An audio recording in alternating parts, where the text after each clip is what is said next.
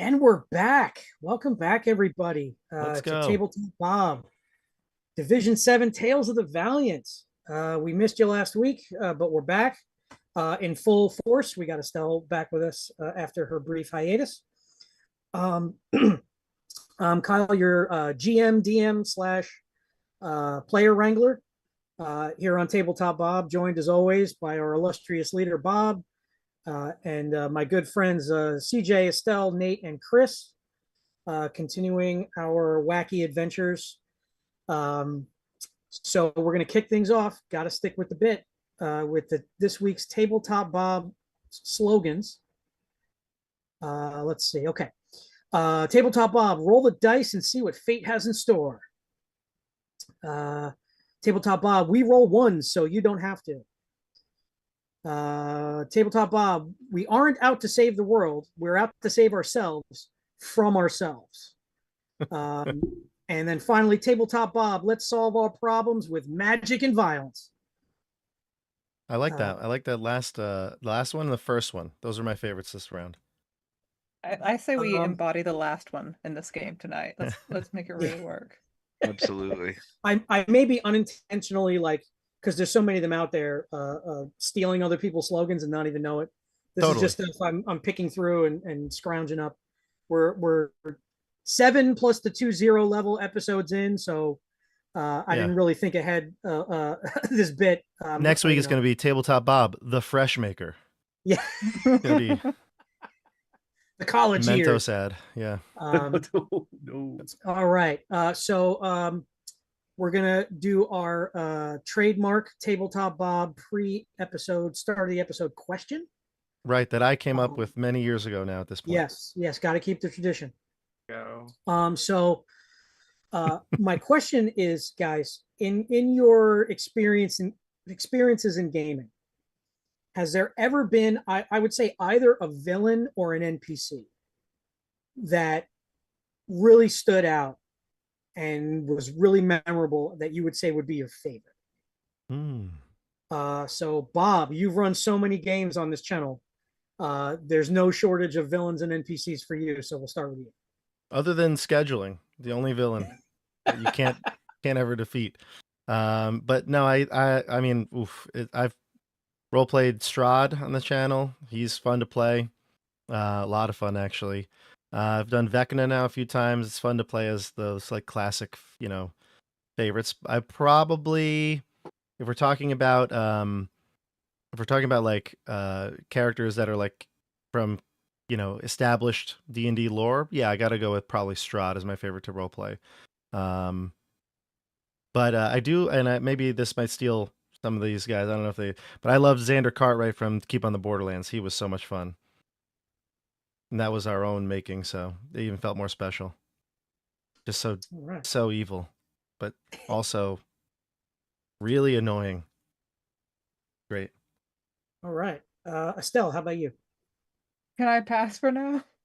Sure, I we can still come wanna back. think. Yeah. CJ, what do you got? So this was one that as a player, Kyle, you were part of this game and Bob was the DM, and there was an NPC that we had. It was Curse of Strahd, and it was poor, what's her name? Irina? Irina. Yeah. And he hated her. How poor. We were so mean. We were so mean to her, and it was all because of Stephanie. Wait, because why? she was the first one who was like, "This bitch," and then we all just like went with it.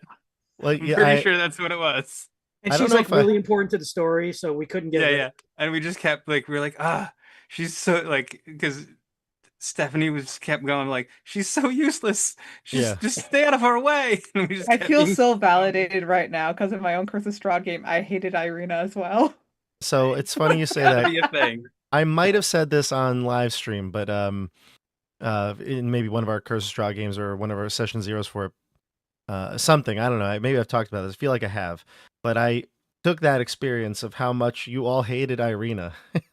And now that I'm running it again, I have made her far more capable and like useful and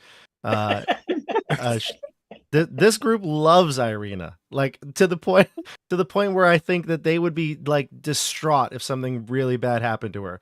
Like out of game, they'd be like, "Man, I can't believe we let Irina down." Like that's the level of how much they love her now. And I this is why you have to GM a module maybe twice, because I took the negatives and I figured out a way to make them a little better. And Curse of Strahd, I've heard that Irina can be annoying because she's just useless. She's a burden, She is a but burden. and you can either take that in one of two ways, which is she's this weak character we have to protect, or Mhm. she's this weak character and she's getting in the way. You Yeah. went with the latter, and that That's that whole funny. game, that was the introduction of I mean, it didn't help that that was also Xerox's first game, like first Oh. campaign he ever was in. He's not very helpful. So he wasn't gonna be much of a help either in that regard. But yeah, Irina in Curse of Strahd is definitely a memorable NPC that I think everyone who's played that will have a story about, and is a lot of fun to think about. Yeah. All right, great answer, Nate. All right. Now the first thing that came to mind is one that I would feel I think Chris might say. So I don't want to take Oh, that really? away from him, because I think he should be the one to say it if I'm right.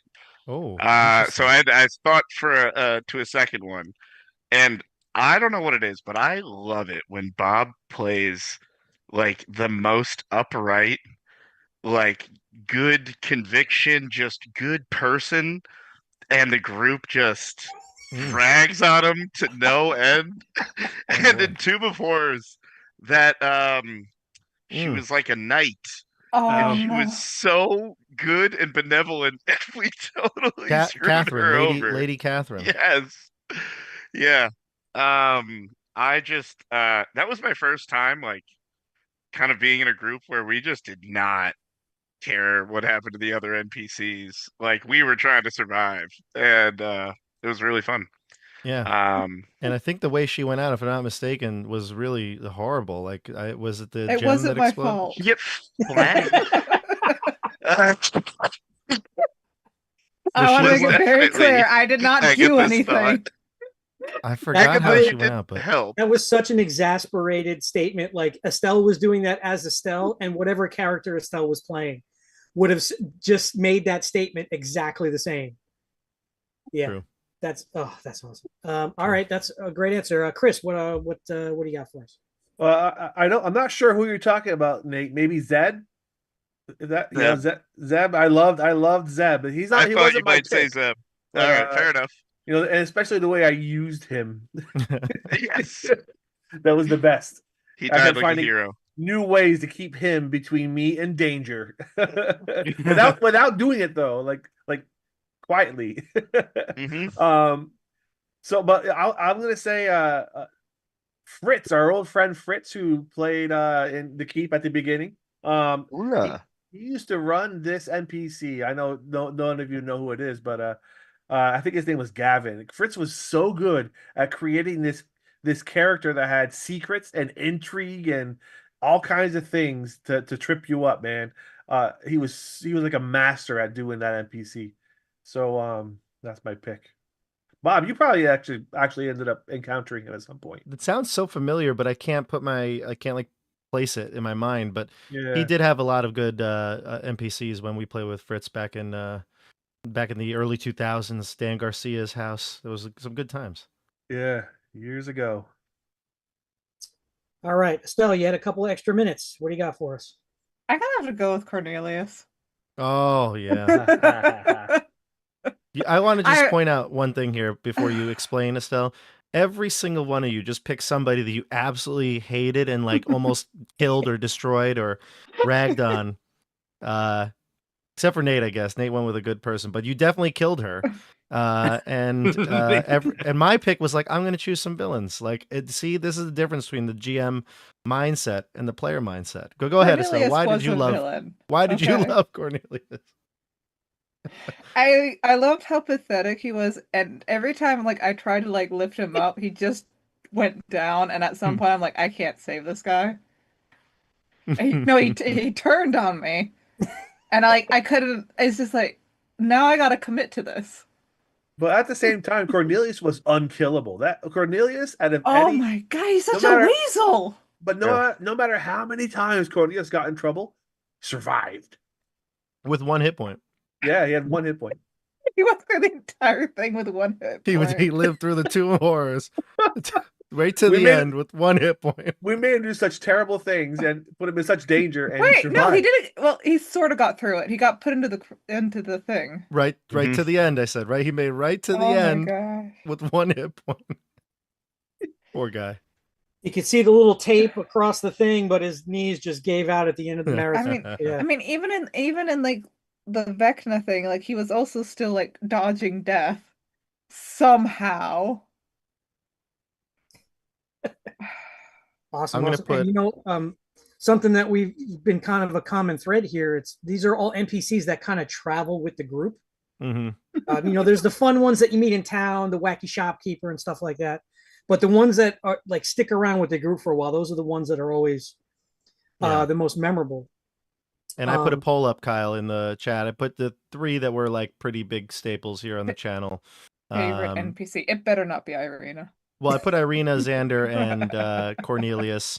Catherine, I don't think would get the votes, and then the other one that wasn't on the channel. But I'm putting Toothpick. Bandito. Bandito. Bandito. Yeah, excellent. Bandito. There needs I to don't be a know, whole I don't- saga with that guy. I don't know how I feel about Bandito. Yeah, because I again, love Bandito. because you left him to burn like in a smoldering husk. You're the reason he's a Wait. villain. Wait.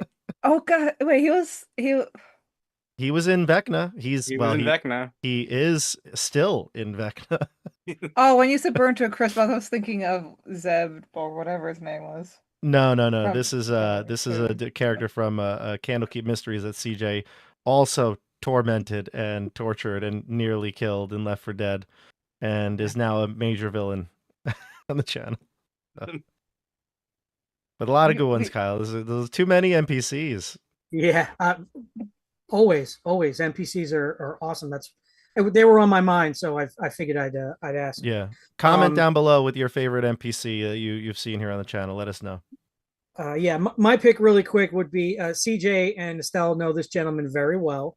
He's a young man, a changeling, Oh. who they met in the jungles of Chult, who was almost murdered by a dragonborn paladin who then redeemed himself and became said dragonborn squire. I'm talking about our old friend Trent. You know, I've been thinking about him a lot lately because our Tomb of Annihilation campaign, after so many years, we're so close to the finish line, that I was actually going through some of my old notes and things like that, and I can't believe he's still around. But he's still, you know, valued member of the team, surviving somehow, and Oh, you know, that's definitely one I'm going to remember for a while because I've basically been role playing him now for 5 years.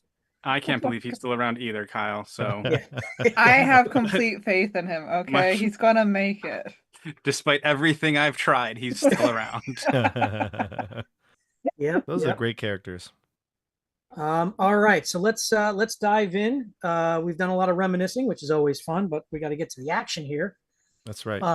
So last episode, our heroes sought out and found the tribe of kobolds that were creating some disturbances in the town of Moonbright. The group made a discovery that these kobolds have, or the bulk of them, it's a very large tribe, and it's a wandering tribe that have contracted a disease called scale molder, which is a fatal infectious disease among kobolds. Upon learning that they ventured here to the area near Moonbright to find a special tree, which is the key to the cure for this disease, the long sought after, never discovered cure. The group decided to help the kobolds by purchasing some food, putting the word out that they wanted to basically help the kobolds almost make a settlement here for themselves. and to also get the word out, to not be scared of them. They're not here to hurt anybody or anything like that.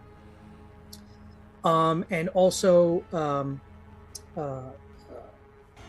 spent an evening's rest. And in the morning, just found out that, or came upon the city docks where a barge crashed. And it looked demolished, and the debris kind of came downriver. And you guys just found the captain amongst the rubble, a half elf, who basically admitted to being a smuggler. And he said him and his crew were hired to transport some exotic animals, and it was quickly determined that they have some sort of connection to the same individuals that hired Merriwick to tamper with the water in what town did you just come from? Holgate. So there's definitely some kind of connection there. You heard this same name again, Nargoth, and decided to, once Ello kind of went underwater to see that not only was the barge carrying cargo, but there was a below deck sort of compartment underneath that had cages that appeared to have been melted, 3 large cages. And the captain let the group know that, unbeknownst to him, some strange fiery creatures were amongst all these exotic animals he was transporting. And when the barge got damaged, they broke free. What was the name of that captain again that we spoke with? Yes, let me or look. The sailor? He was here somewhere. Let's see. He had a really exotic, crazy elven name. Yeah, like Joe or something. Here it is. Blanquard Urhenroot. I'll put the name spelled how you think it would be. Yeah, I'll put it in the Roll20 here, chat. Yeah. Here, hold on. Like Excellent. you'd usually spell Blanquard. Yeah, typically hard to spell elven name. Oh, that Blanquard. Yeah. Or So the party was getting ready to disembark to an area of the forest known as the Fey Circle. That was the direction that the barge came from. Mm-hmm. And they surmised that perhaps there'd be clues to what was going on in that direction, and also maybe some clues as to this tree that the kobolds were talking about. During last session, Elle had a very interesting day doing things for the villagers and such. We'll get caught up on her wacky antics as we go along. So we're going to pick up as you guys are preparing to disembark downriver. Elle, at this point, you would have returned from the miller's camp, right. having imbibed the hangover cure, your concoction. Mm-hmm. You've returned to the town. You immediately see the sort of ruckus by the docks because there's this giant barge chunk that crashed into one of the docks. And you do see, your teammates. You've all had a long rest, so you're all resetting to full. And your boat, the SSS Solana, was spared any damage during the crash by Franklin, your associate, who you paid off when you first arrived in Moonbright. So you guys, what would you like to do? I'm gonna go over to my friends. As you guys are getting ready to load onto your boat, Elle returns. Look who decided to show up. Hello, Vigor. What's going on here? Are you okay? We're all good. Do you want a parsnip? A parsnip? Yeah, I have a parsnip. What does it do? It fills your belly. Fills it with what? Parsnip.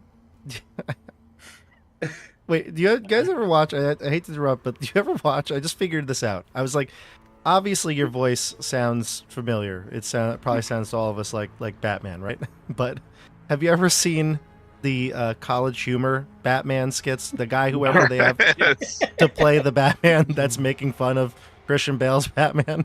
What's it That is going? exactly who you sound like. You're sleeping. Yeah. That- This You is a gun. This is exactly This it, is CJ. awesome. This is great. I love it. What does it shoot? Injustice. Well, hell, good that you've joined us. Better late than never. What have you done all day? You know, Yeah. I've had quite the time. Yesterday and this morning, I visited like 3. Well, okay. Well, firstly, I helped out some orphans and helped build a catapult for them. Excellent. Why would they Hold need on. a Nice. catapult? A catapult to launch orphans, Yes. or a catapult for the orphans to launch things with. Oh, Yes. I Okay. guess Yeah, well, it they're depends on trying how to- small the orphans are. Oh, well, I mean, they're trying to finish like painting the side of the orphanage, but they weren't tall enough. And ladder didn't cross your mind? The catapult. They're already building one. It was right there. I like the creativity. I mean, this. Why take the easy route? Builds character. It's a good lesson. Those orphans have it real easy over there.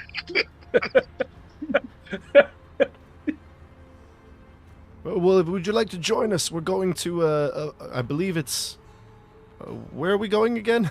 It's the Fairy woods. circle. The fairy circle, yes. Going Fairy to fairy circle. circle. Why are we seeing fairies? It's Because that's where the tree probably is. To help cure the kobolds. The four-armed tree? Yeah, something like that. yeah, where did you hear about the four-arm tree? Well, it was after I won the arm wrestling contest. It was an arm wrestling contest. Yes. Yeah, that happened last night. Must I've been have slept busy, through. So you've won an arm wrestling contest to catapulted orphans, and we have to hear of And all I- the exploits. Yes, I also helped a few farmers out. Oh, They all thought their problems were cobalt based, but one of them was just shite out of his job as a farmer. okay. And the other one couldn't tell the difference between kobolds and rats. Yeah. You've met some strange individuals, but now we're back, and better than ever, I might add. Yeah. We're on the trail. Something has gone foul here in Mossbeard, the Mossbeard Mill. We'll explain it to you on the way, but come with us to the fairy ring. Hold on. Be on the lookout. Whatever caused that barge might still be on the Jeremiah, loose. Jeremiah Jr., he said something about guardian trees. Is that what we're doing? Yeah. Do we know anything about guardian trees? Is that something we know? We know the spirit, Mossbeard, but we don't know Yes. guardian trees, do we? No. All the kobolds said was that they were looking for a special four-armed tree. Somebody had said the fairy circle is a place for animals, not Yes. humans. Yes, the Right. denizens of Moonbright keep out of that area. It's basically safe for animals and things like that. It's a sort of where beasts roam and things like that. But people generally aren't welcome in that area. Well, I can't speak to trees, but I can communicate a bit with animals. If we do run into one of those, I'd be happy to jump in and Maybe gesture. don't talk to rats. They might be angry at me for setting up some rat traps. Fair. I don't really like rats either, so that's good. I like to eat them. Rats. See, exactly. They don't I'll like build you a us. few traps for that then. Yep. Well, we've got quite a day cut out for us. Let's head on to the fairy circle, and we should approach cautiously. If this is a place where we're unwanted, We don't want to make the creatures of the woodland forests angry with us. We can. Meaning, Creature, don't yeah. eat any rats, Yip. Right. Can I? So Best you we guys, don't. Well said, Calvin. Mount Yes, we up don't. on the SSS Solana and begin your journey upriver. What do the S's stand for? Ship, ship, ship, ship. I like it. Well, remember we were in Star Trek. We named our ship the HMS SS something. It was like way too many acronyms, and they don't exist Yes. anymore. Okay. So you guys begin traveling upriver. Mhm. The vegetation and the sort of style of trees that you had encountered as you were in the forest to the west of Moonbright, very different than the space, the types of trees you're seeing now. But it tends to only be on the one side, on the bank, the southern bank of the river. The northern bank looks like it's very dense, but it's more the same forestry that you have experienced from the west side. But south of here, the trees are more vary in color. The leaves shouldn't have turned colors just yet, but they seem to be. There's all these reds and yellows and things like that. And you get to a section where there's almost like a beachy, sort of sandy space on the southern bank of the river, and you start to see chunks of debris that you attribute to this The boat. barge Yeah. that you had seen, because it was only like half of the ship actually made its way to the docks. It had lost a tremendous amount of itself before it got there. So you do see a whole bunch of debris as you get to one area. There's you notice a deep gouge in the sandy beach is slowly being washed away by the lapping river. A natural archway in the woods beyond seems to beckon any who look upon. I would also say, Ello, give me a nature check.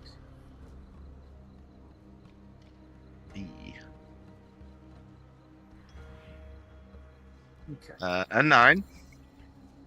With a 9, you do notice that the river has a decent current to it, but nothing excessive. Like there's nothing unusual about the river itself, and that barge was really big. Right. So you're not quite sure how this. You didn't see any like large stones under the water where it could have capsized, almost like it was too big for the river, or anything like that. You don't notice anything either under the water or near the surface or on the coast. You can't really find a reason for this situation that befell the barge. Right. Nothing natural seems to have taken this barge out. Seems like though perhaps maybe those fire beasts that were mentioned had something to do with it. Just a hunch. So I've moved you guys over to a map here. You guys are in the upper left corner.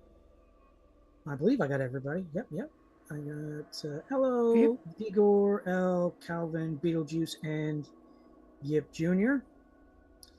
So yeah, you leave your boat. You tie it up to a tree stump or a rock or something, so it stays in place. And you slowly start to venture into the woods. What would you like to do? There is a trail over here, very dense. The forest is very dense here, and again, some interesting colors, a little bit more colorful than you were expecting. But what would you like to do? How far away is our boat? I would say the boat is about right where it says to Moonbright. I would say you would have tied the boat up right around here. I don't really have a boat token, I don't think. That's all right, as long as we know generally where it was. Well, shall we go further in? I will scout ahead. Good We should idea. be Yip. careful. We should look for any survivors of the shipwreck. Should start calling out for them. Perhaps wait Oh! before. Oh! What Is an there anyone excellent idea. here? Anyone else here? Can I? Any survivors of the shipwreck? Vigor, Cover Vigor, up I'll Vigor's raise you up names. so you can yell out further. Yeah, that's good. I'm gonna scout behind. Shout out louder. Hello! Hello. Who's here? If I'll only go we back had over a there and catapult, hide. we could launch you into the air. So I'm going to say, Dwarven Vigor, catapult, I give have a me a family. persuasion check with advantage. Ooh. And Yip, give me a stealth check. Who makes the persuasion check? Me? Vigor. Ah, yes. I'm just holding him up like the Lion King. That's why he's got advantage. He's majestically being held aloft. Ooh, that's a good one. All right. Yip, you've managed to blend into the scenery a bit to stay sort of out of the way. And Vigor, as you're shouting out into the woods, you do get a response. There's some rustling in the from the tree line, and you hear wow. I'm hoping you're here for. I'm hoping that you're friendly. There's a bit of a situation, and I'm sure you can assist. And emerging from the tree line, it's a very interesting looking person. Oh, Agatha?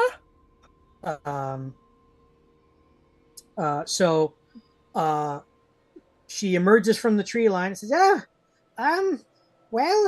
and she sees Elle's got a sword and But I'm currently Vigor's got wielding his the helmet. halfling. Yeah. Oh, good. Yes, you're here to deal with the situation that we found ourselves in. Welcome to my little corner of the world here. Typically don't have much company because I don't want any. But yes. What are your names? I am Lavis. This is my wood. Calvin looks over, and all of a sudden, Lady in Red starts playing, and he goes, "Oh, a beauty in the forest. Are my eyes deceiving me?" Yes, you've got quite the silver tongue. I'm hoping your blades are just as sharp as your wit. I think you're going to need them. There's been a bit of a mishap. You see, this is sort of my stomping grounds here that I've kind of made a home of myself for amongst all the wonderful creatures that live here, and I've done my best to protect them, but I got a bit overzealous, and we've got a little bit of a problem. But I've got half of the solution. I just need the other half, which I think would be where you come in. We can help you. Anything you need, we can help, right? And I look to the group. I turn to Yip and say, "Quick! She's clearly charmed Calvin. We need to shake him out of it." I just haven't seen someone of this level of beauty in quite some time. And I look over at Elle. I say, "No offense." I hide behind Vigor. No, put me down. That hag is probably trying to charm us. Oh, nonsense. She's not a hag, just a wonderfully, and I wouldn't even say old. What, not a day past 50. 50 what? Years. How old are you? Millennia? Centuries? I must have at least 10 years Decades? on you, my fine madam. My Yeah. name's Ello. Under normal circumstances, I'd see where this is going, but we don't really have the time. You see, There'll be time for this and later. listen, Yes, time. And I'm very busy I've sort of- myself. She's I've probably sort of the one who's been- adopted these woods since I came here when my sisters threw me out of the coven. And the animals greeted me with open arms. So I've taken upon myself to make this a sanctuary for them, where they don't have to worry about being hunted or anything of that nature. And then I saw these savages transporting a ship filled with animals in cages, and I got just really, really pissed off. So I fucked that boat up really good. But then what I didn't know was what was in the boat, and that's a bit of a problem. Picture some giant dogs on fire, and so I sort of accidentally unleashed them, and I'm not really cut out for the fisticuffs, but so I'm hoping that you can help. The good news is, two of them, I managed to disable their ability to breathe fire. How did you do that? I conjured some rain clouds in their mouths, and they can't breathe fire. That won't last too long, but believe you me, their fire is quite vicious. And she kind of like turns, and you see like her whole back is like scorched. And she's like, I'm gonna have to brew a little something to get rid of that, but don't you have some ointment? Some burn ointment? Yes, I have it back in the cabin, but it takes time to make. I was able to slather some on my face. Calvin has some. Oh yeah, buy it, Calvin. You're right. I must have it somewhere here, fumbling around in his bag. The beasts scattered once they realized they were free. But I have to imagine one will be back very soon, because I tied up a bunch of those rat bastard smuggling sailors at the ferry circle as bait. I thought it was a genius idea. So I put them to sleep, and then I tied them up. But they should be waking up soon, and I'm sure one of those beasts is going to try and eat them. So you may want to get over there and kind of that's where the second half of the solution, where you would do the thing with the punching and the stabbing and such. You want us to kill these creatures? Well, I got a funny feeling they're going to kill everyone if you don't, or burn everything down. And I've lived here for quite some time. I'm very fond of this wood. I wouldn't want it to go away.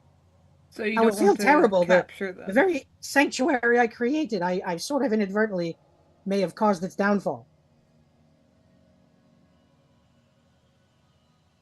Okay. Well, I believe it's something we should consider. They're unnatural creatures of this world. If they are truly hounds of hell. She said they were just dogs on fire. We just got to put them out. Really big ones. And they're on fire. I like dogs. They're not beasts like that you would understand. They are creatures from another plane of existence that have somehow been brought to ours. They are demonic in nature, and they are beasts that need to be defeated. They're demon dogs. They need to be put down. I agree with Vigor in this rare case. Kind of on Calvin's side here. Well, let's go stop the smugglers from getting murdered. But, Elle, I will promise you We don't have this. to stop the smugglers from getting murdered. Elle, I will promise you this. If they are not hellhounds, and they are creatures of this nature, then perhaps we'll do all we can to save them. Thank you, Calvin. I appreciate that. There is the river. Perhaps if we could lure them into the water, they could be put out and more easily dealt with. If the rain clouds stop their fire for even just a brief moment, maybe that will be a solution. I like to eat hot dogs. Yep, we'll take care of the remains. You hear a little whisper from the trees. If we can defeat these creatures without killing them and save the day, and no one needs to be harmed, I will buy you 10 hot dogs when we get back to the town. Hey, hot rat's even better.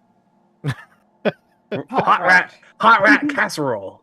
I believe that's what's in hot dogs. So to the fairy circle, my Away. So my fair lady, do you know where they went? Oh, yes.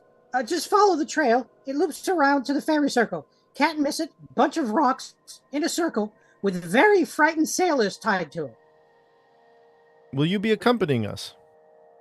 Oh, well, not that I'm not confident in your skills, but I think I should I'd be to facilitate the immediate evacuation of the area for all the animals I've sworn to protect. I kind of feel shitty about the whole thing, so I want to just make sure they get out.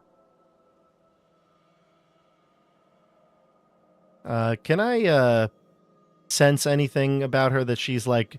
Obviously, Calvin is he might be a little disadvantaged yeah. here. Yeah, but this give obviously me an insight. seems sketchy here. An insight check? Okay. Mhm. Maybe I even take the disadvantage because he's smitten. All right. I rolled a. By the way, does anybody else see this? That it always is coming up the same exact numbers. Did anybody notice that on the screen? Oh no, never mind. I guess it's fine. I refreshed it before, but every check was like the same check. Insight. 24 is my first roll and 11 my second. Yeah, so I'll let you decide if he has. Yeah, she seems on the level. I say we trust her. I look to the group in confidence. I'm already heading over. Then it's decided. Yeah, I want to ask Calvin once we're out of earshot of her. Did you catch what she said about her two sisters? Perhaps, hopefully, they're not in the area, and if they really did kick her out. Ello. Look, if you truly see something with this woman, I won't stand in the way. But I don't think going after her sisters would be very good. Sorry, friend. May have misunderstood. I just meant, she seems nice and all, but if her sisters kicked her out, they don't, perhaps they're not so nice. And if they're in the area, perhaps we could. I see what you mean now. Yes. No. Yes. Silly me. I've had very little time for romance in the past 40 years. All that learning, of course. All that learning. There's some things you can't learn from a book. And he laughs as he keeps walking. We should keep our eyes peeled. Tell Yip to keep scanning the outskirts. Yeah, I'll pass it on to Yip. Whose skirts? I don't understand. He's just around the outside of us, my friend. Why did you just say that? I should know by now. My bad. All right, so take us to the ring. So, in the interest of making sure we get to everything, there was some opportunities for some random encounters here, guys, but we're going to forego that really quick just to kind of get to it. So the trail kind of goes along here and comes down to the. You should be able to see a ring of trees and a ring of stones.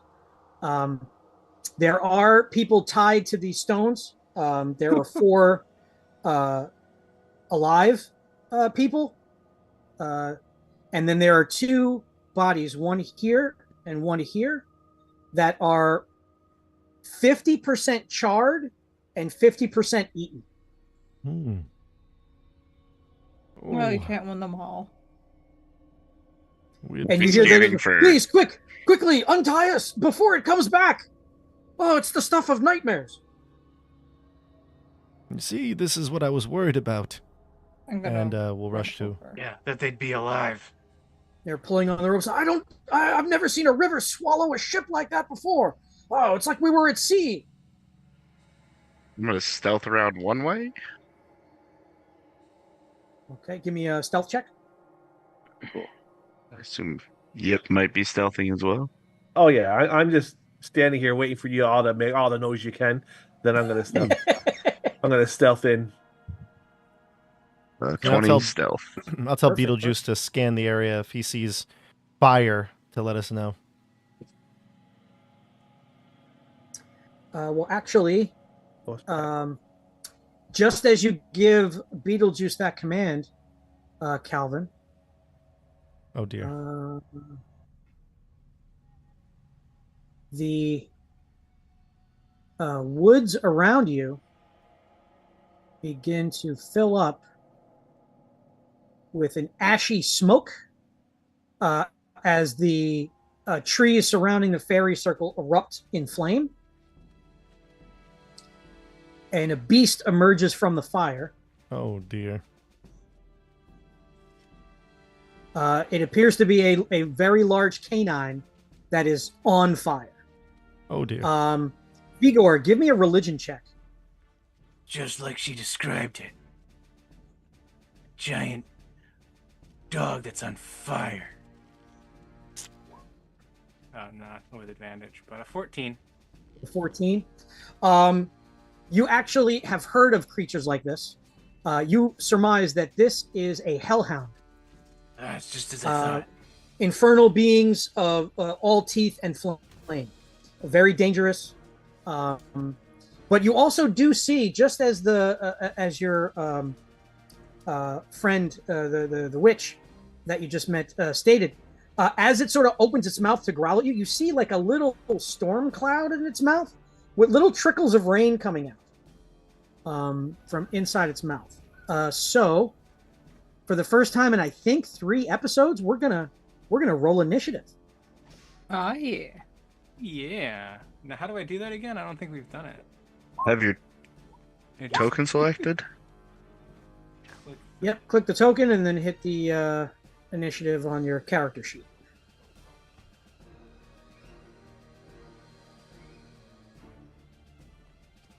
All right, we've got L, we've got. Yeah, Looks like we've my got- character sheet got I picked think out. we just need to chop and then we're ready to go. All right. Initiative. I rolled a 18. All right, very good, very good. All right. Okay, that means Calvin, you're up first. Oh boy. Your sharp intellect has allowed you to strategize before any. I any sensed other this was activity. coming, Beetlejuice. I knew it. I just knew it. Let's see here. So what I'm going to do is I am going to range on this. A cone. Is there only one? Yes, Just only one one dog? emerged from the flames. Okay. Calvin's going to be a little more brave now. He's going to send Beetlejuice still up in the air to about 30 feet up just to like scan the area, see if there's any coming from different directions. And he's going to go up to it within 15 feet, and a dazzling array of colored lights springs from his hands as he casts color spray. It will have a hard time burning us if it can't see us. And I'm going to try to blind this thing.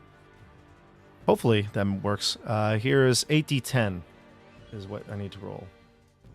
8d10, so I'll roll 6 and then 2. So it's going to be 45 hit points. If 45 hit points equals its current hit points, then it's blind. And I don't know. We'll see when it reacts. So yes, you perform your incantation, and you guys see this burst of like rainbowish kind of energy come from Calvin. It douses the creature's face, and it thrashes around, and its eyes like start changing all these crazy funny colors, and then a gout of flame burst out, and it looks at Calvin menacingly and bares its teeth. It does not appear to have blinded the creature. Oh no! This infernal monster! It was not immune to the effect, but it was able I might not to- have gotten enough hit points, yeah. Calvin will back up a pace to Vigor and say, Vigor, I think this is something that's going to be needs your expertise. And that'll be the end of my turn. Okay. Next up is Yip. I'm gonna run up to there, and I'm gonna hit it with my last thundering sling bolt. This should be sneak attack, right? Because I'm going before and on the initiative. Yes. All right. I'll fire my sling. Does a 13, I 13 think hit? will hit. Yes. Here's the damage from that, and then here's the sneak attack and the thunderbolt. All That right, was so not it very good. is 6, 7, 8, 9. 9 damage. Okay. Okay. And then I'm gonna use my bonus action to hide. Didn't mean to do that. Okay. No. There we go. All right. Hello, you're up. Excellent. So I want to move up a little bit towards it. And do I've punched a lot of stuff in my day. Do I get the impression that if I tried to punch this thing, it might hurt me because it's on fire? Or do I just not know that? I would say, and this won't be an action or anything like that. Give me a perception check. Sure. We've got a 9. Well, there are spots on the creature that are not currently on fire.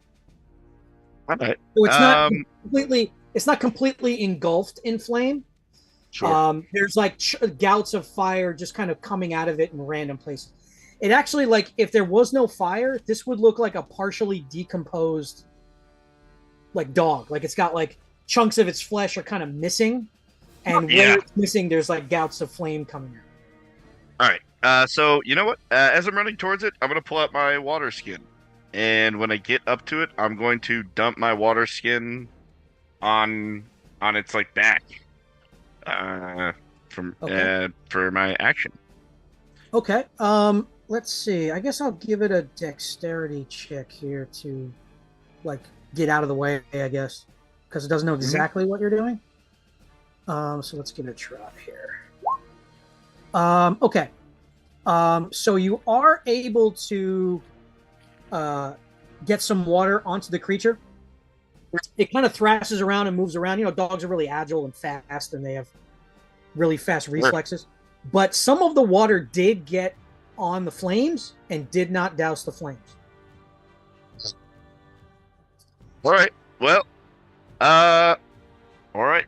Plan B. And I'm gonna flurry of blows, and get a couple of attacks off here. Okay. Yeah. So after I use an action, I can spend a technique point to get 2 unarmed strikes as a bonus action, which seems a little different. I'm digging it. So first attack will be 19. Second will be a nat 20. All right. 19 hits, and of course a natural 20 does. So Excellent. So the first one will do 5 piercing. The second one will do 14. Woo. Yeah, 14 piercing. But I've got some poison. And since I rolled really well last time, it's going to do 5 poison damage on the first and 5 on the second. Nice. And it needs to roll a con save. I think just 1. I don't know. Or take the poison condition. All right. So 19. Never in my life did I think I'd see a fish man using karate on a dog from hell. Some things you can't learn in books. It's not immune to poison, so it takes the poison damage, and it's got 2 Constitution checks. Nat 1. Yes. Sweet. So we'll have the And 20.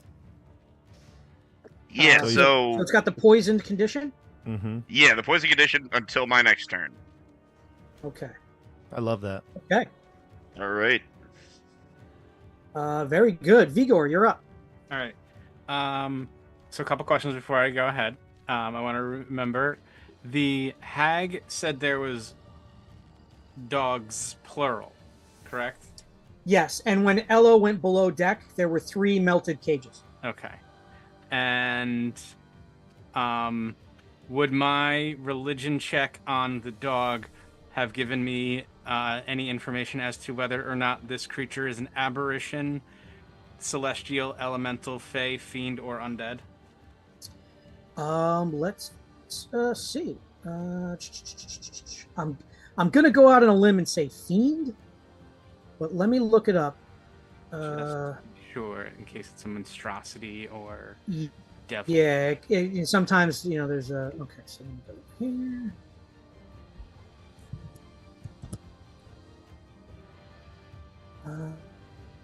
Or if I don't know at all what it is. Just You just know innately that's an evil dog. That's a bad dog. It is a fiend. okay. So I will, knowing that there's probably more of these things, take a turn to prepare. I get down on my knees and I bring out my hammer and I ask for Solana's great blessing as we face down these horrible dogs of hell. And please give me protection from good and evil. And I cast protection from evil and good on myself. Do you say from good and evil out loud? Yes. Yeah, that's it. Evil and good. I like to imagine Yeah. like while he's praying, the dog just comes at him. Yeah. Wait, what'd you say? Wait, what was that? I like the idea as he's like sitting down to pray, like the dog just comes and attacks him in the middle of his prayer. Yeah. I will He just cast- looks. He goes, "Clever girl." So I will cast that, and then Okay. I will come up and stand With Ello near the dog in preparation. Okay. It's the creature's turn. Let's see. It doesn't have. Okay. The first thing it does is bite into this sailor right here. Oops. Is he No. not? Hold on. He might not be on the layer here. Oh yeah, he's on the GM layer. Hold on. There's guys tied up to these stones. We're saving the day. No, don't bite the smugglers. Oh no. And then here are the What two we dead guys. do? Okay, so yeah, it bites into the shoulder of this sailor right here. He screams in agony and then basically burns to a crisp. Sorry, use my water. And then it turns to Lo, who just beat the tar out of it just a second ago, and it's going to try to bite you at disadvantage because Poison? yeah, because of the poison thing. So this is disadvantage. One bite attack. An 8. I'm gonna do it. So that's going to miss. Next up is L. Finally. Well, I'm a fighter, so I'm just gonna run right up to it. Excuse me, pardon me, sorry. And then I'm gonna swing my long sword at this creature. Okay.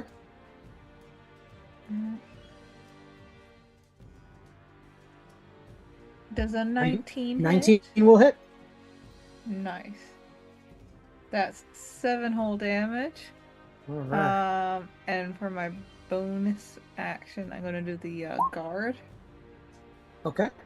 So whoever it attacks next it's disadvantaged. Alrighty. Anything else? I mean, would it take an action to try to like peek into the woods a little bit to see where the other two are? Yeah, because you're kind of engrossed Yeah. in combat, and the creature's right in front of you. So, all right. So at the end of your turn, El, the smoke from all this fire Uh-oh. kind of starts moving Mm. and partially obscuring some of the area here. Calvin, you're up.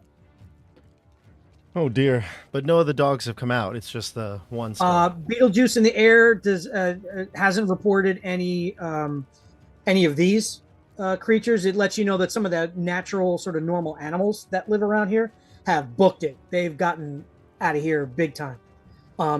Unlike the woods by the kobold camp, this area of the forest is teeming with life. Birds, small animals, and they all made themselves scarce as soon as this creature emerged from the trees. Okay. But no signs of any other ones. Gotcha. All right. Let's see. So then what I'm going to do is I'm going to tell Beetlejuice to come down and assist, do the help action, distracting it from for the next attack from one of my friends. And I will, let's see. Yeah, I think I'm just going to viciously mock it. So give me a wisdom saving throw. Alrighty. Wisdom. That is a 10. Sweet.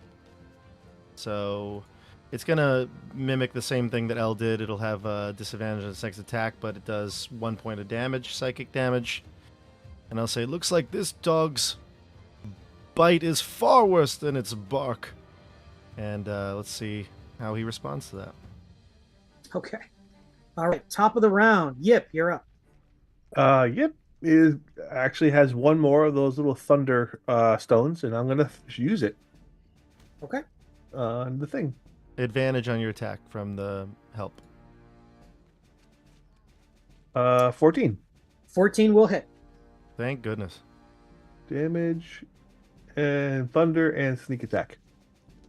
All right. Another 11 damage. 6, You guys 10, are 11. pummeling this time. Wow, But it's nice. still up, Then I will hide. which is a good thing because this thing hits hard. Yeah, a 20. Okay. Okay. Elo, you're up. All right, sorry, bud, but time to go down. 20 to hit, and then That is a hit. offhand, a 10 to hit. 10's going to miss, but the 20 hits. All right, 4 piercing damage and 3 poison damage. All right. Okay, it looks on its last legs. Doesn't seem to have a whole lot left to it.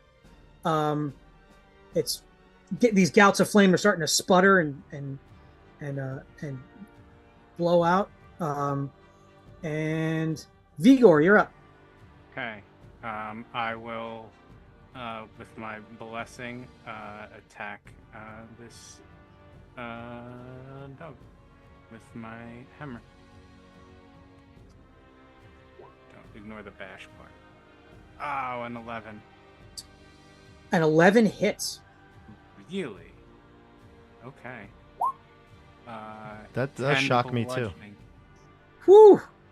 Okay, so with that shot, with your holy infused hammer, emboldened by Solana's protection from both good and evil, just in case. Just in case. You're protected from good also, just in case. You know. Hey It could man, be the wrong kind of good. maybe an angel's flying by and he's carrying a bag of rocks and he drops a rock. It can happen. Maybe the bag tears open and a rock falls out. You never know. So you got the protection from good as well. But you smash this creature like right between the eyes, and its skull just sort of caves in from the hit of your hammer, and it falls down flat onto the ground.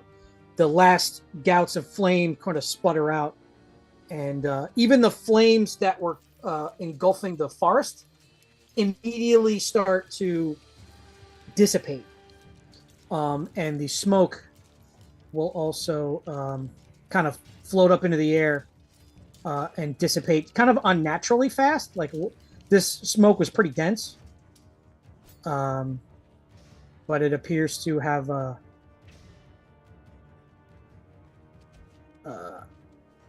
dissipated. The remaining sailors are like, quick, untie us, we got to get the hell out of here. Any sight of the hag? No. Okay. So we're going to get these people out. Can we do it within the round if we all do it? Oh, sure. Yeah, we're out of initiative. That's fine. Okay. I Creature untie them from the post, Yeah. but keep them tied up. Like handcuffed. kind of. Gotcha. Right? These are Yeah. smugglers. We know that, right? Yeah. And they don't even really fight you at all. They're like, look, jail is way better than devoured by a fire monster. Yeah, that's fine. Just get us out of here. Just get us out of here. Ew. You're just bait if we come across another one of those. A massive look of disappointment comes over that guy's face as he hears you say it. Like, oh no. We'll get you back to town. No worries. But I do wonder, how did you escape the ship? Were you just swam to shore, and because the rest of your ship came into the harbor? Were there any survivors? A few, yes. They told us There was so much fire and violence, and one guy just says, I was just on the deck when all of a sudden the river just started swaying back and forth, and it was making waves. I'd never seen anything like it on a river. And the barge never stood a chance. Chunks started flying off, and then those beasts emerged and just started killing everyone. So, each one just basically recounts how they just dove off. They dove off. Swam in a Okay, random direction.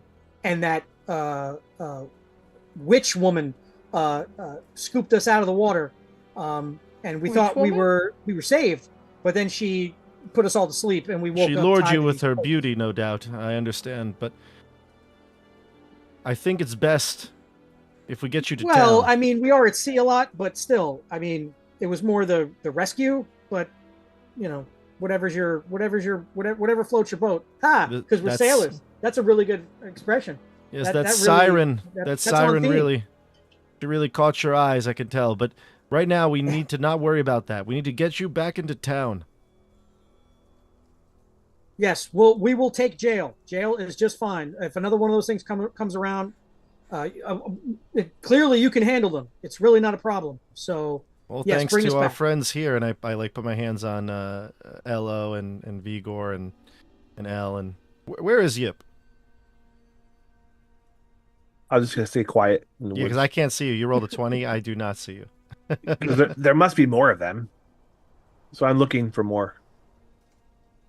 And I'll Vigor, send Beetlejuice up. we can locate Yip. Let me pick you up again. I'm good. Yip, give me a survival check. In case there are more. Survival. A 10. You do see some like scorched paw prints. Going, I guess. Okay, you guys were going southeast. We're on the south bank, so this would be Southwest. primarily west, heading westbound from where you are, which would be in the general direction of Moonbright, but not quite. You're like a little bit south, but in that sort of general direction. All right, so I'll slip You're up not into. sure how many sets of prints. With a 10, you couldn't really determine that. What really stood out is that it was little like marks. See, there's more, lots of them going that way. And I'm pointing in that vague direction. Mm-hmm. Do you guys hear a voice coming from the woods? I stepped out. I stepped into the circle. Bloop. All right. Oh, there you are. Let us go quickly. Yes. I do not know how much longer Solana's blessing will protect me from these creatures. All right. Probably about. So you guys bring the sailors back to the boat. You're going downriver now, so you get back to Moonbright very quickly. The sailors avail themselves of local law enforcement without any fight. Franklin immediately takes the boat from you. Oh, I've got it for you guys. Don't no worries. And as you're sort of handing over the sailors to the guards, you see like a plume of smoke coming from the forest over by where the kobold camp is. Where's that? Similar to the fire that we just saw? The smoke we just saw? Smoke is a similar color, yes. Oh, Okay. dear. I start running. Yeah. Go. Okay. So someone do me a favor, roll a D100 for me. Oh dear. If they went for the kobolds, who are sick and unable to defend themselves. Oh, hurry! Who's doing the D100? Who did the D100? I Yep. feel like Calvin should do Yep, it. the He's gonna be so kobold. worried. Yeah, should do it. Yep, All right. this is you. D100. 84. What What do we Awesome. win? I think. Okay. So you guys make a break for the kobold camp. How many Yeah. kobolds died? 84. Um, Oh no! You have to leave. Scroll up here to the notes on that. These poor kobolds. Yip Jr. is with us. I forgot to mention that. He's During just that always on fight. my shoulders. He would have been helpful in that fight. Oh yeah. Okay, yeah, but you guys get to the North Cord farm, and sort of as you're running by, they say, everybody's on board with helping out the kobolds. We dropped off some, they're kind of like as you're running, we dropped off some more food, but they're just trying to give you some information as you breeze by. They said that a few of the kobolds did succumb to the disease overnight. Ooh. And that they just noticed like this plume of smoke coming and they were kind of worried, but they thought maybe that's how kobolds make campfires. They're not really sure. So you guys get into the woods and make a beeline for the camp.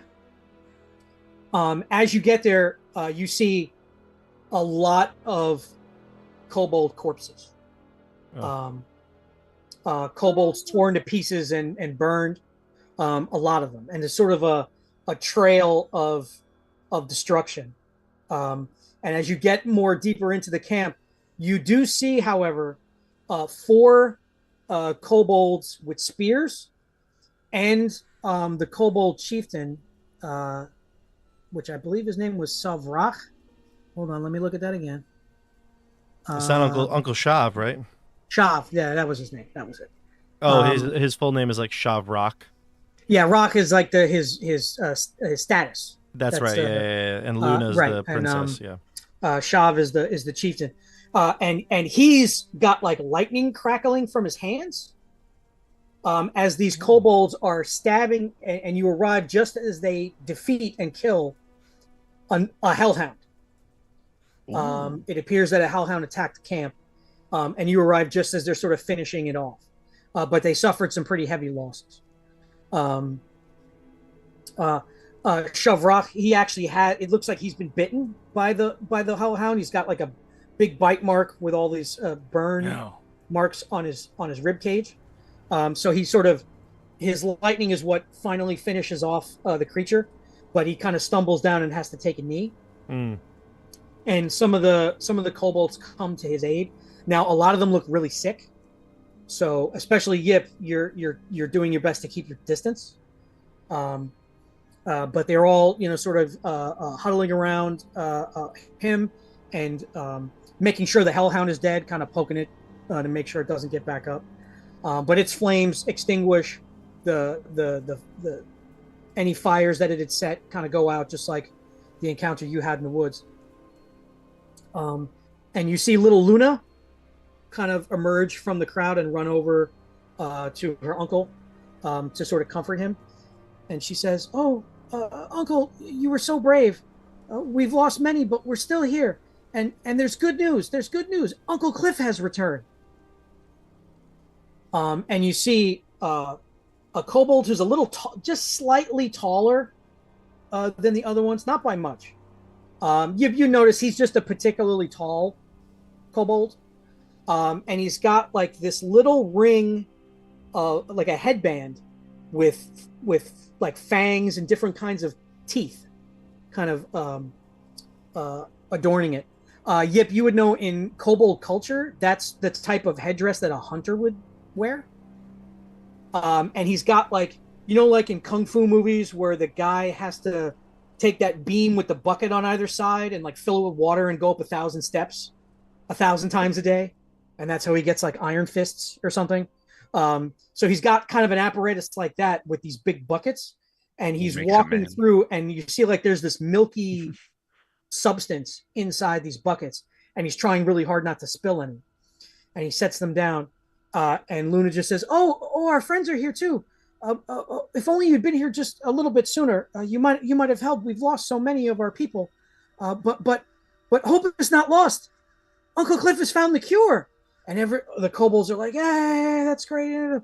And some of the kobolds kind of like grab the buckets and kind of go over to areas that they had some of their sort of materials, and they're kind of get busy working at it. Sav comes over and he says, "Your timing is impeccable, but at least if I had fallen in battle, I know that you would have saved my people. Vigor, can you assist this man? Thank you for thinking of us. And if it wasn't for the provisions you talked the villagers and farmers into giving us, I doubt we would have had the strength to repel the beast." I'm sorry, Sav, but you may have been bitten by that hellhound and have been contracted another disease. Some hellhound lycanthropy. Unfortunately, there's no cure for that.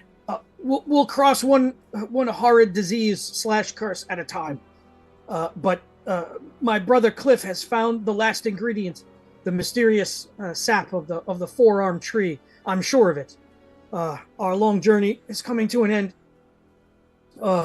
Vigor, do something. We'll be Help able to him. save many. Vigor, time is of the essence. Help this man. His wounds. What can I do for him? He's got hellhound lycanthropy. He's gonna turn into a hellhound.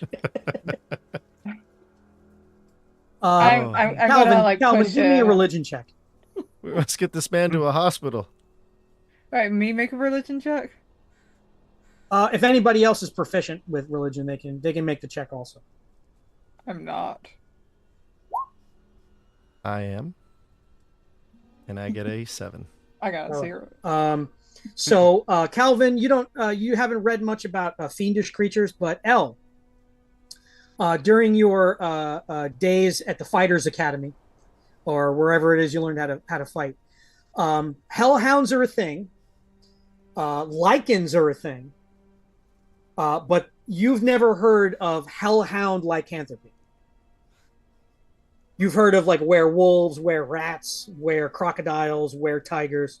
Never a were-hellhound. It must be a new type. Yeah. Okay, I'm gonna try and treat this guy's wounds. Okay. Why do I keep healing more than the cleric? Different Not kinds of that type clerics. of cleric. Okay, you complain. I'm that kind of cleric when I play a cleric. Okay, I'm gonna roll medicine. Okay, so the funny thing about this is, whenever I make a wisdom medicine check, treat any d20 roll of 9 or lower as though you rolled a 10. Okay. So if the roll counts as a 10, that would mean you got a 13. Alright, and as an action, I can tend to the wounds of a creature, and they heal by my proficiency bonus and their con modifier.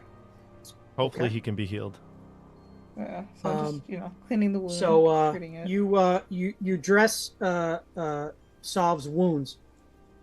And although you weren't with the party when they first came to the camp, now that you're sort of immersed with all these kobolds around, you sort of are dressing the wound, and the burns are bad. Between what happened to the sailor and this wound here that Sav has, you can tell these hellhounds their bite is a vicious attack. They're very strong. But you notice sort of he's kind of covering it with his sort of with his shirt as best he can while you treat his wound, because he's grateful for the help. But you see this patch of discolored scales that is very similar to the sick kobolds. Oh. On the Yeah, Hellhound. while El is dressing Sov's wounds, you hear another kobold say that the Hellhound slayed almost 100 kobolds, and with the ones that died from the disease last night, they've lost a total of 110. Oof. Wow. There was about, and last session you would have figured out that there was about 300 in the tribe. So they've lost in one day, they've lost about a third of their people. We had to help them. Where will the last Hellhound go? And Luna says, "Oh, you should meet my Uncle Cliff. He's brave and strong like all of you." Yes, he's the one that came back with the cure. Let's talk to this hero. Luna is this tiny little adorable kobold girl that the party has already met, but she immediately greets everyone and, "Wow, you're so tall, And you're so small." Because you've never heard that before. And so she kind of grabs Yip by the pinky and kind of starts pulling him over to where Cliff is. He's with a group of kobolds, like the same ones that were brandishing the spears and a few others. They appear to be healthy. They don't have the disease, and they're sort of getting their weapons ready. And Cliff turns to the group, and he's actually able to speak in common. And he says, my niece says that you helped her. You saved her in the forest. I am eternally grateful. She is the future of our tribe. And our tribe now has a future. I was able to search the woods, and I found the four-armed tree that the Oracle told us about. Even now, our shamans are preparing the cure from the sap of the tree. I don't know if there's enough to save everyone, but we'll be able to save enough to preserve our way of life. Wow. Alvin, Is there any type of magics that can duplicate or recreate substances? Well, of course you can do pretty much anything with magic, but none that could replicate a magical serum like that I know of. However, I'd have to study a bit more. Okay. Is it possible that we could just get a very small sample of this sap? Well, I'm not sure how much we need, so I took all the sap that was in the tree that I could get out of it. I would just like a small vial of one. It would be less than, it wouldn't take any, it wouldn't leave any kobold short. Just a small sample of it, just that I may identify it back at the university. Okay. So they take you over to where the shamans are, and they've got their little crudely fashioned like mortar and pestle kind of things, and they've got some herbs and some plants, and they're making like a very holistic medicine kind of tribal practices. And these buckets have what initially you weren't quite sure what it was because it looked milky. But now that you're able to take a closer look at it, which they allow, they don't sort of get into it. They're so appreciative of your help that as long as you don't, accidentally knock the bucket over, I'm not going to make you roll to do that. Oh dear, look at this butterfingers. So clumsy. But it is, they take a little sample to give you. It's definitely, it's like thick. It's like, like tree sap, but it's like tree sap would normally be like a yellowish off-white kind of color, but this is like a bright white. It almost looked like milk. So that's a little unusual. But thicker, you said, like Elmer's glue, maybe. Yes, right. Interesting. And as you're sort of examining it, why don't you give me, I guess that would be... So I have my magic sense, which is, oh, yes. I could definitely use in this case, but I don't have identify. It's not a spell I have, but... Yeah. I would say that using that ability, you would tell that you don't think that this is magical per se, this substance, but the coloration is very odd. So there was probably something special about the tree, not necessarily the sap. Okay, I do have nature if you want me to be Yeah, specific go ahead. with it. Yep. My nature is pretty good, although my rolls haven't been great. Oh, 18. There we go. The coloration of the sap is definitely unusual. You've never seen tree sap this color. Uh-huh. Between like that knowledge of magical things and your knowledge here of Right. natural things, a very unusual and probably somewhat magical tree must have is where this must have come from. Okay, and I'm also, if I can use my scrutinous ability, if I could study this for a minute, like put a little bit in a vial, take it away so, they can do their thing with it, but then like maybe test the viscosity of it, kind of swirl it, put it on my finger. I want to see if this is something that, with all that I know about nature, if this is something that maybe is natural or replicated. If it maybe my question probably should be, do I believe this will solve their problem, or is this like like a placebo, something like that? So I would say that your sort of mixture of abilities here and your nature knowledge, depending on what the nature of the tree itself was, this may or may not work. If this is just a funky colored tree, then this is not going to do anything. Where can I go over to? If you knew more about the tree, you might be able to make a determination like this.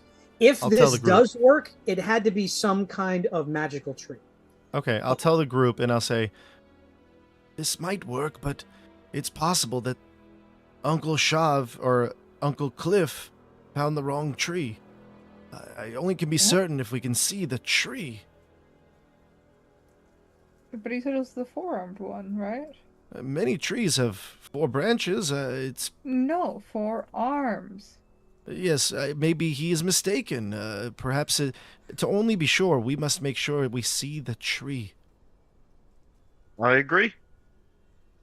Still another hellhound out there.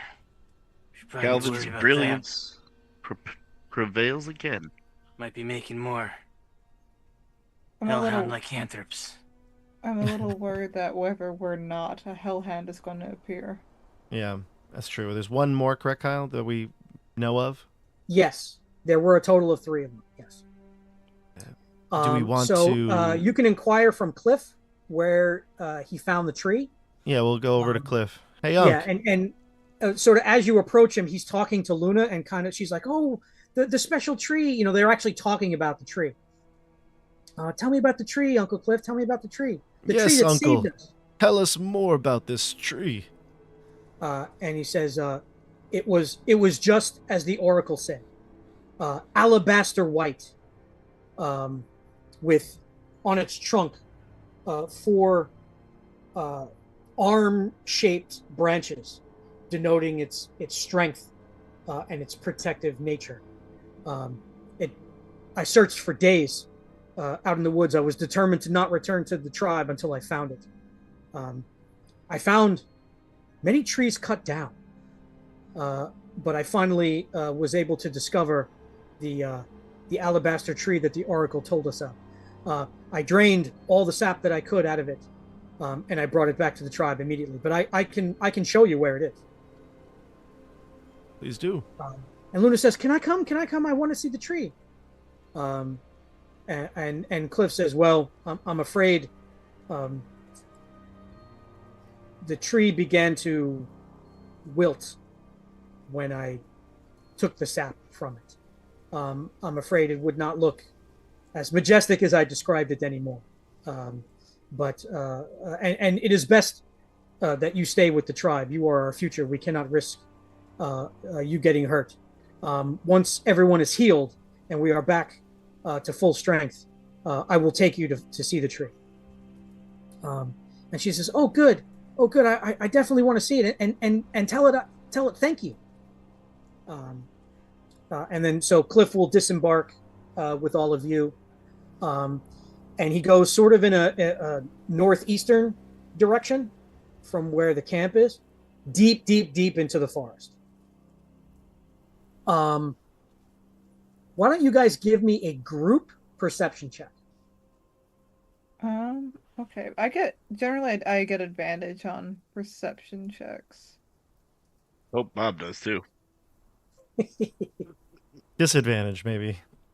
He's deep in thought about the sap The stuff. sap. Yeah. There's something about the sap. He's in science mode.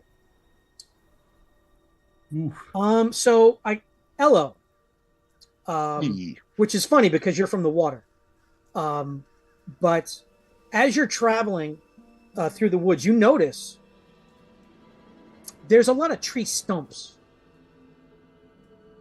The forest in this direction, super dense, and a lot of trees that had that special moss on it.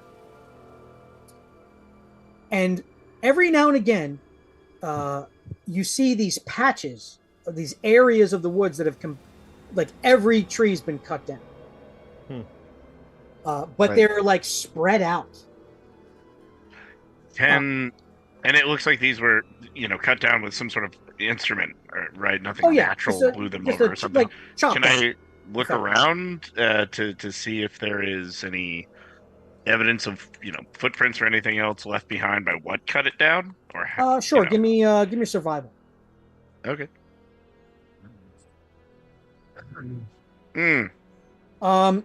Actually, you can't really discern what kind of tracks they are because in these areas where the trees are cut down, there's so many tracks.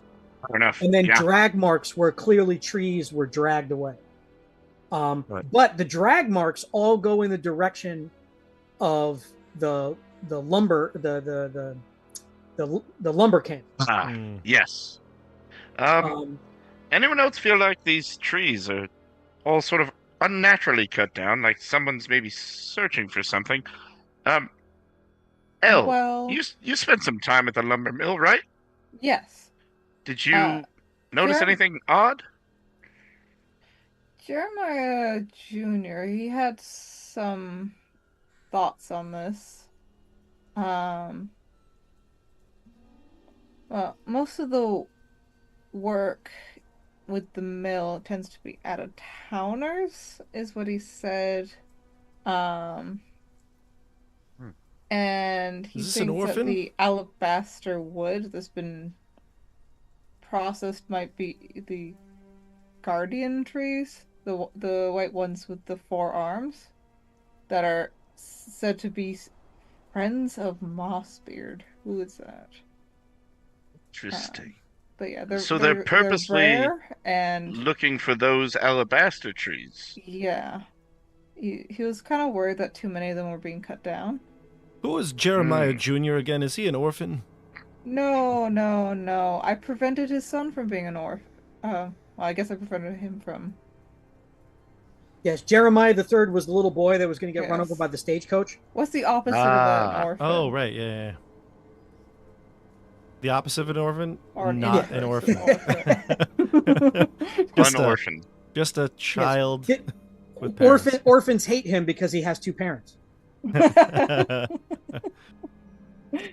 He has disadvantage on charisma checks with orphans. There, With I said orphans. it. That's canon. There we go. So Cliff brings you to another one of these patches where lots of trees have been cut down. And in this area, there's one tree stump that, or rather on the edge of there's a bunch of, there is one alabaster colored tree stump. And then Cliff takes you to a patch of trees and you see it stands out because of its coloring. So amongst all this green and brown and normal sort of forestry colors, there is it's now muted, its coloring, but you can see this tree, not particularly large. The trunk is not particularly, it's not like a redwood or one of these massive trees that are sort of all over this forest. It's very slim. And at about what would be like chest level for Ello and Calvin are these 4 branches that look like they're outstretched arms. The arms, not branches. And you can see the marks where Cliff put the tap in to draw the sap out of. So the color is muted. It's not as pristine white as it once was, but he says this was, I searched for days through these woods. I found some stumps that were the right color, but this was the only tree that I could find. The tap is still in. Yes. Can I ask Uncle Cliff to remove it? Could you remove the tap for just a moment? Oh, yes. Once I collected the sap, I was so excited I forgot to take it with me. And he does remove the tap out of the tree. I want to take the vial that I have and just like, it's definitely not a lot, but it's a tiny amount, but just maybe like pour it back into the tree just to see if it has any effect on the coloration. Yeah. So you pour the sap in. It Slowly. doesn't have any effect. Magic sense. I have 2 more uses of it. Yeah, 2 more because of the new day, right? Yes. Yeah. I would say, how to describe this? And if you want, I can read you the description of magic sense if you don't have it. Well, it basically works like detect magic. Right? It's very similar, but just smaller time frame. I would say this tree was definitely magical in nature. But now it's a very not. Primordial type of magical energy,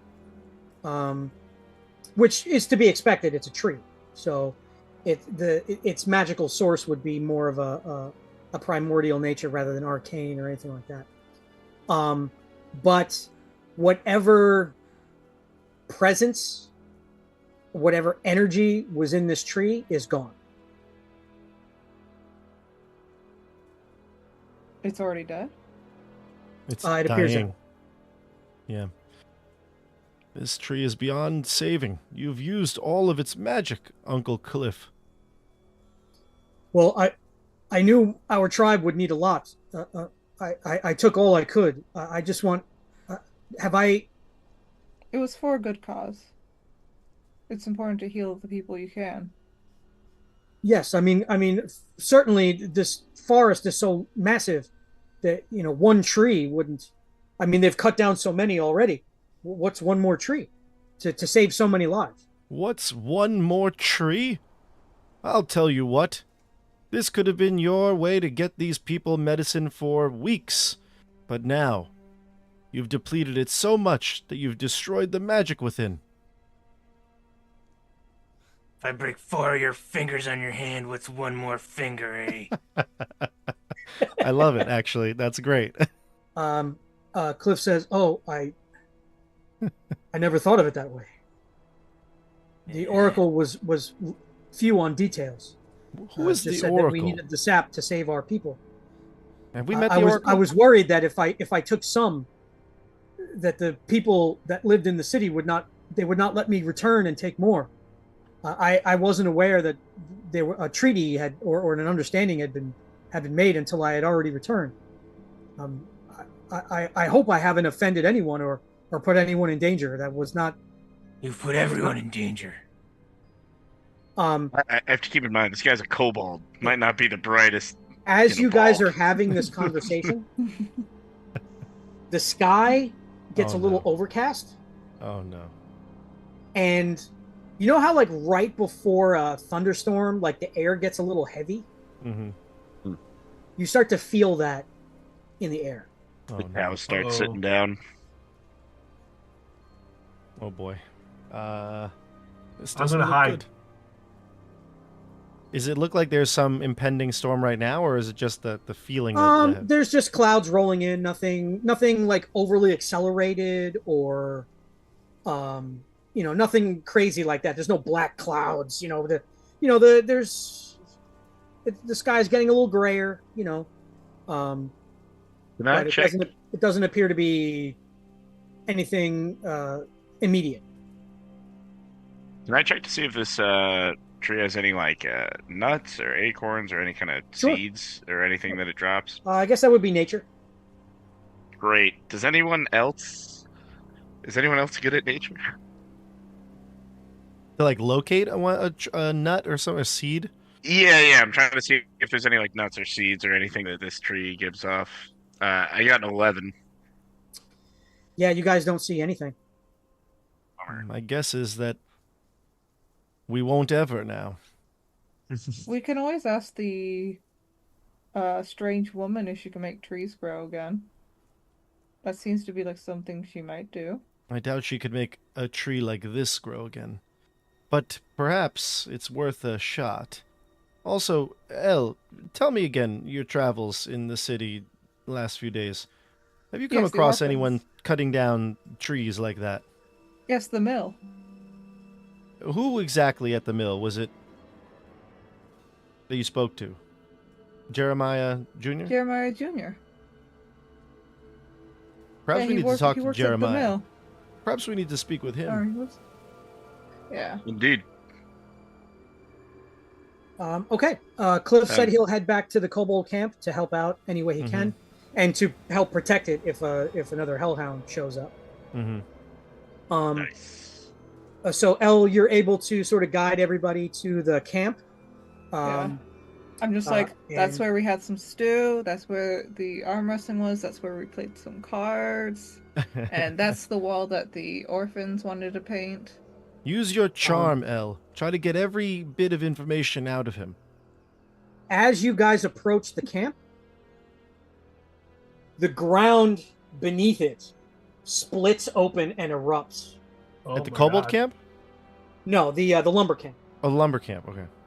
And a gigantic tree creature emerges from the ground. Oh. Boy. Oh Where boy. are our treant women? It's about 30 feet tall. And it emerges from the ground, and it destroys the lumber camp as it emerges.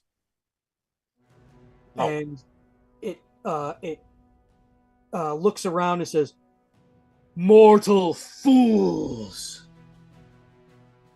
You have slain my friends. You have slain your protectors. The guardian trees are gone.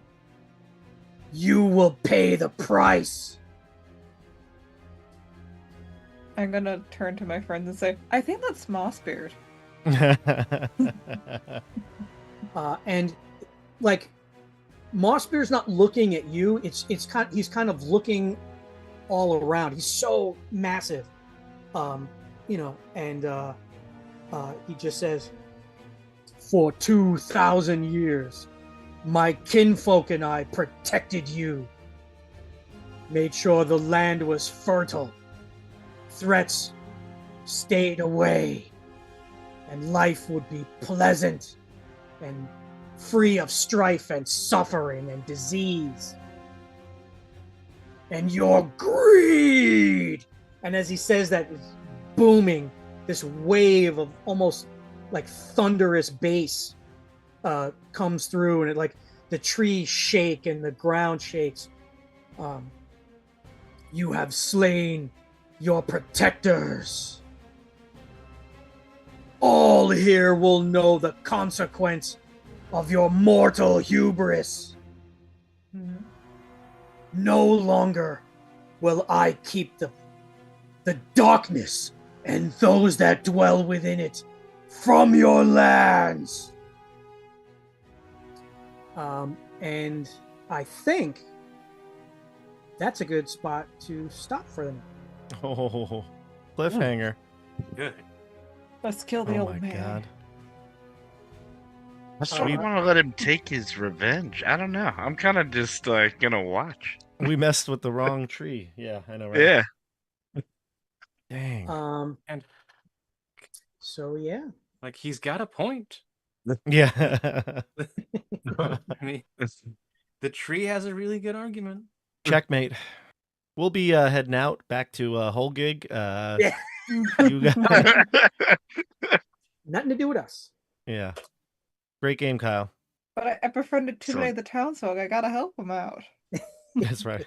Think of the orphans. Think of I I that. love love this is thinking coming of together. Like- the wall just painted up to like 4.5 feet tall, just like splotches of different paint about that height and lower, Love it. and then a few splotches up top where they tried the catapult, just for Just a boop, just like a splash, and then it Yeah. slides down. Like water balloons full of paint, just Yeah. hoping for the Yeah. best. Kyle, if does this mean that next week is the finale of this portion of Division 7? I'm pretty sure we can wrap up, this whole Mossbeard, Moonbright Yeah. thing next session. Maybe a little bit of an epilogue after that, but nothing. I think we're on pace. I think we're gonna be good. Oh, Um, okay. You to, heard it, either everybody. wrap it up fully next week, or perhaps just a little brief Yeah. bookend to set up future adventures. Okay. perhaps. Thank you. That's awesome. Next Excellent. week, I tune had a in great for time the tonight, guys. Great finale playing. of As the always. Trouble at Yes, Mossbeard Mill. great. Awesome. All right, everybody. We'll see you on the tabletop. Don't forget to like and subscribe and hit the bell button for all notifications. Right on cue. Right on cue. You're the best, CJ. See you later. Bye. Bye, guys. Night, everybody.